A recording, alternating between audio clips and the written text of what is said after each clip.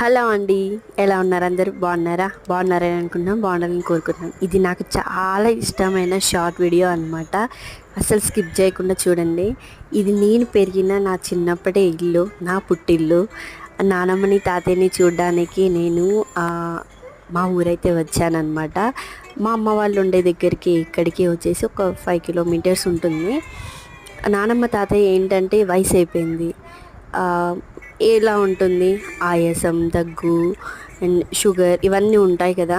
అలా ఉంచుకొని కూడా వాళ్ళిద్దరే ఉంటారనమాట. ఎంత చెప్పినా కానీ రండి డాడీ చూసుకుంటాడు రండి అంటే అస్సలు రారు. వాళ్ళిద్దరే ఉంటారు. మొన్నటి వరకు తాతయ్యకి అస్సలు బాగోలేదు. హైదరాబాద్లో ట్రీట్మెంట్ తీసుకొని ఇప్పుడు వెళ్ళారు. ఓకే బాగుంది అని అన్నారు. చూడ్డానికైతే వెళ్ళాము. నేను ఆల్రెడీ ముందు రోజే వెళ్ళొచ్చాను. ఈయన వచ్చాక అందరం కలిసి వెళ్దామని పిల్లల్ని అమ్మని అందరినీ తీసుకొని వచ్చామన్నమాట. నాకు చాలా ఇష్టం అన్నమాట నేను పెరిగిన చిన్నప్పటి ఇల్లు అంటే. ఎందుకో తెలీదు, చాలా బాగా అనిపిస్తుంది. నానమ్మని తాతయ్యని చూడడానికి వచ్చినప్పుడల్లా ఖచ్చితంగా నేనైతే ఇక్కడికి వస్తాను. మా డాడీకి తీసుకువెళ్ళమని అడుగుతాను. తను తీసుకెళ్ళకపోయినా ఈయనతో వస్తాను, లేకపోతే మా తమ్ముడిని తీసుకొని వస్తాను అనమాట.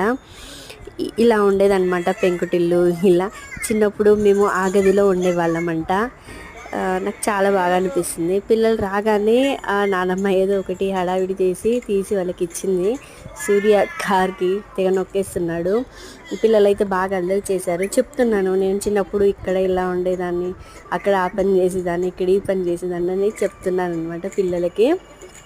ఆ గోడలు, ఆ తలుపులు, నానమ్మ అంటే ఎలా ఉంటుంది, వెలిసిన జుట్టు, బొడ్లో ఒక సంచి, ఆ గోసి, ఆ సంచిలో డబ్బులు తీసి నాకు ఇచ్చేది, మా తమ్ముడికి ఇచ్చేది, మా బాబాయ్ పిల్లలకి ఇచ్చేది. చాలా బాగా అనిపించేది. నానమ్మ వస్తుందంటే చాలా అదొక తెలియని ఆనందం అనమాట. అది ఈ కాలం పిల్లలకి ఉందో లేదని తెలియదు, కానీ నానమ్మ తాతయ్య అంటే మాకు చాలా అంటే చాలా ఇష్టము.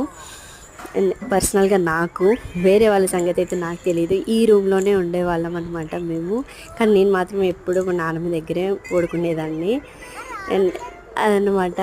ఇంటికి వచ్చాక నాకేంటో చాలా నీరసం అయిపోయింది. అస్సలు కాళ్ళు అయితే బాగా లాగేస్తున్నాయి.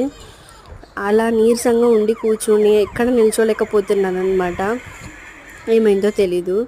అమ్మ వెంటనే ఏదో ఆయింట్మెంట్ తీసుకొచ్చి నాకు అప్లై చేసి కాలు నొక్కుతూనే ఉంది. నా కూతుర్లతోని నా బిడ్డ, మా అమ్మాయి అని చెప్తూ అలా రాస్తూ ఉందనమాట. నాకు చాలా బాగా అనిపించింది. అమ్మ నాన్న అంతే కదండి, మనం దీంతోనన్నా బాధపడుతున్నామంటే అసలు వాళ్ళు ఊరికే ఉండలేరు.